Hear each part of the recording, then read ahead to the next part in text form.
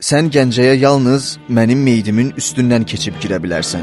18-ci əsrin əvvəllərində Rusiya imperiyası Azərbaycanın işğalını planlaşdırır. Bu məqsədlə ilk olaraq mühüm strateji mövqeyə malik Gəncəni ələ keçirməyə çalışır. İmperiyanın Qafqazdakı canişini General Sisyanov yazırdı ki, Gəncə qalası özünün əlverişli coğrafi mövqeyi ilə Azərbaycan ərazisində xüsusi rol oynayır. Ona görə də Rusiya üçün onu tutmaq ən önəmli məsələlərdəndir. 1803-cü ildə noyabrın 20-sində onun komandanlığı altında Rus ordusu Tiflisdən Gəncə üzərinə yeriyir və dekabr ayında şəhəri mühasirəyə alır. Gəncə şəhərinin 2 qat müdafiə səddi və 6 bürc qala ilə əhatələnməsi Cavad xana bir müddət hücumları dəf etmə imkanı verir. 1804-cü il yanvarın 3-də Rus ordusunun 2 istiqamətdən şəhər üzərinə güclü hücumu başlayır. 3-cü cəhddən sonra qalanı almağa müvəffəq olur. Cavad xanın və oğlu Hüseynqulu xanın da qəhrəmancasına həlak olduğu bu döyüşdə Gəncənin 2000-dən çox müdafiəçisi həyatını itirir.